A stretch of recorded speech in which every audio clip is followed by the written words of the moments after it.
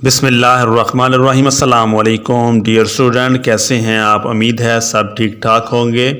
और आज हम केमिस्ट्री का एक और सबक पढ़ते हैं। केमिस्ट्री का जो हम सबक पढ़ रहे हैं 9th क्लास बोहर्स की एटॉमिक थ्योरी, आज हम पढ़ेंगे बोहर्स की एटॉमिक थ्योरी। हम पढ़ रहे हैं chemistry class 9th chapter number 2। और ये बोहर्स की एटॉमिक थ्योरी हम पढ़ते हैं। बोहर्स की एटॉमिक थ्योरी क्या है, बोहर की एटॉमिक थ्योरी को किसने पेश किया और बोहर की थ्योरी एटॉमिक थ्योरी ये क्या है, हम इसकी रीडिंग करते हैं, पढ़ लेते हैं पहले इसकी थ्योरी। रदरफोर्ड के एटॉमिक मॉडल के नकाइस को मद्देनज़र रखते हुए नील बोहर ने 1913 में एटम का एक और मॉडल पेश किया और मैक्स प्लांक की क्वांटम थ्योरी को उसने एटॉमिक मॉडल की बुनियाद बनाया।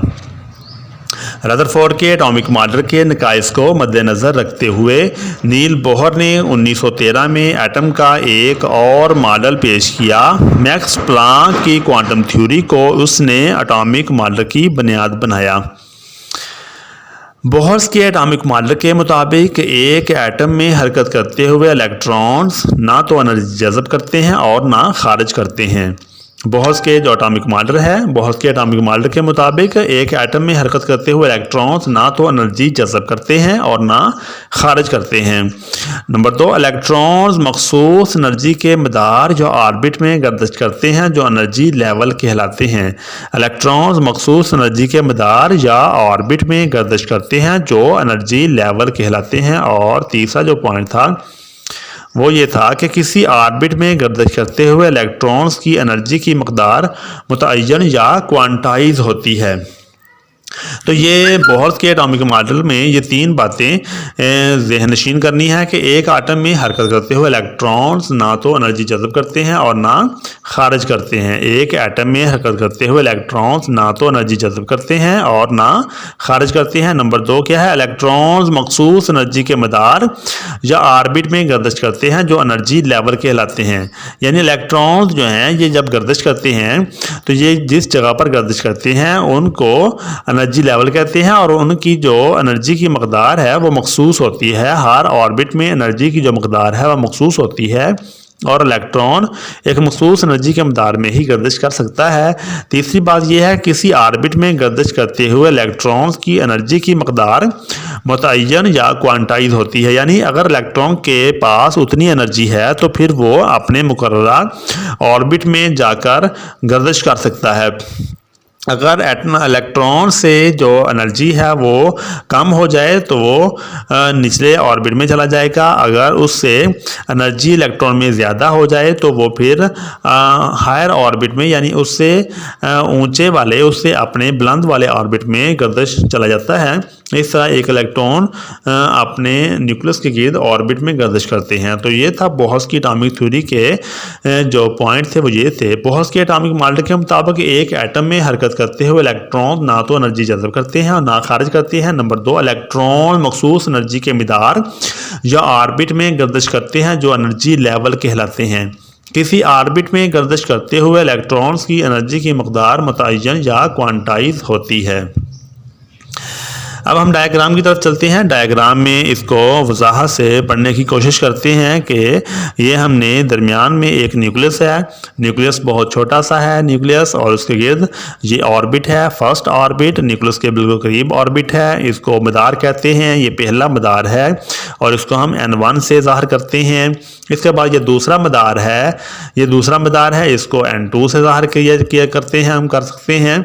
और ये दूसरा मदार है, पहला मदार और दूसरा मदार। अब हम ये तीसरा मदार है, इसको एनर्जी लेवल कहते हैं, ये तीसरा एनर्जी लेवल है और इसको N3 से ज़ाहिर करते हैं। फर्स्ट ऑफ ऑल दरमियान में न्यूक्लियस, न्यूक्लियस के ऊपर पहला मदार N1 और फिर सेकंड मदार, सेकंड एनर्जी लेवल N2 और फिर तीसरा मदार या तीसरा एनर्जी लेवल N3 है। अब ये बोहर्स की एटॉमिक थ्योरी के मुताबिक इलेक्ट्रॉन जो हैं वो मदार के ऊपर गर्दिश करते हैं और ये एक इलेक्ट्रॉन है जो इसके ऊपर गर्दिश करता रहता है। इलेक्ट्रॉन अपने मखसूस ऑर्बिट में हम वक्त गर्दिश करते रहते हैं। ये जब गर्दिश करते हैं तो इलेक्ट्रॉन ना तो एनर्जी को खारिज करते हैं और ना ये एनर्जी को जज़ब करते हैं।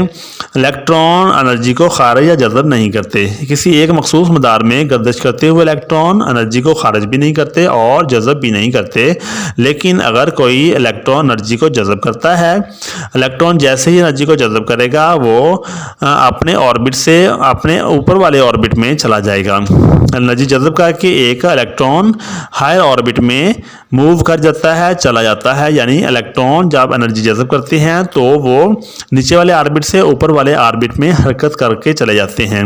इसी तरह जब एनर्जी को खारिज होती है, जब किसी इलेक्ट्रॉन की एनर्जी खारिज होती है तो इलेक्ट्रॉन सबसे नीचे वाले मदार में मूव करके चले जाते हैं। एनर्जी खारिज करने पर इलेक्ट्रॉन अपने निचले ऑर्बिट में गर्दिश मूव करके चले जाते हैं। तो ये था इलेक्ट्रॉन ने एनर्जी खारिज की और ये अपने लोअर ऑर्बिट में चला गया, यानी N3 से ये मूव करके N1 में चला गया। इस तरह इलेक्ट्रॉन एनर्जी खारिज करते हैं तो ये लोअर ऑर्बिट में चले जाते हैं, और जब इलेक्ट्रॉन एनर्जी जज़ब करते हैं तो ये अपने हायर ऑर्बिट में, अपने ऊपर वाले हायर ऑर्बिट में ये चले जाते हैं। तो ये था बोहर्स के एटॉमिक मॉडल का डायग्राम।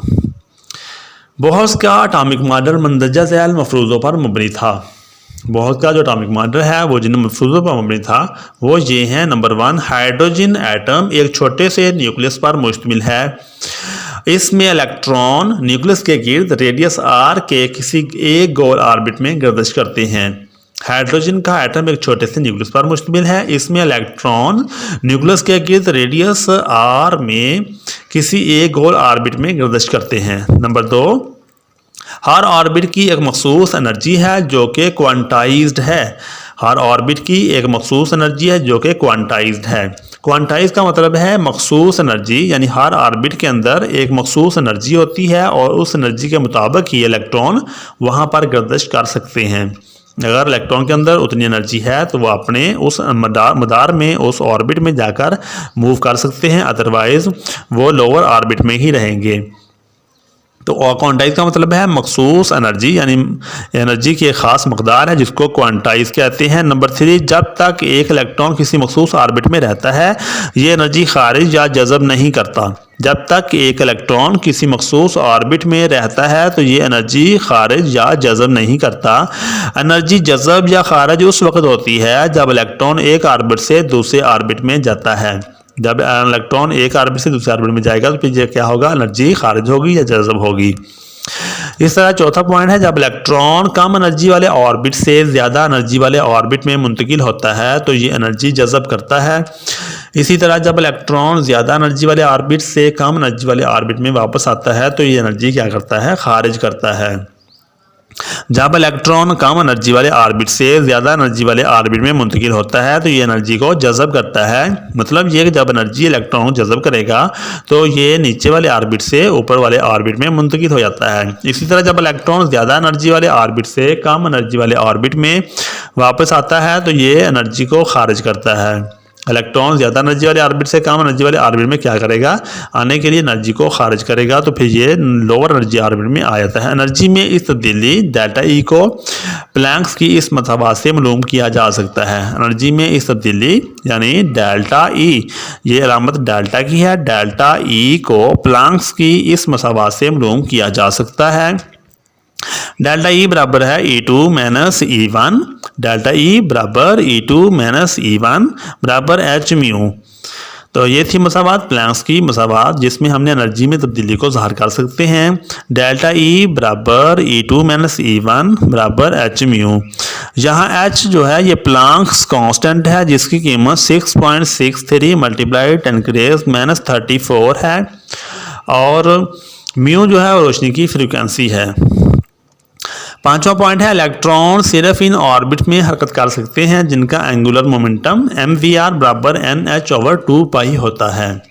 इलेक्ट्रॉन सिर्फ इन ऑर्बिट में हरकत कर सकते हैं जिनका एंगुलर मोमेंटम mvr बराबर nh/2π होता है। mvr बराबर nh/2π होता है, तो इलेक्ट्रॉन सिर्फ इन ऑर्बिट में ही हरकत कर सकते हैं।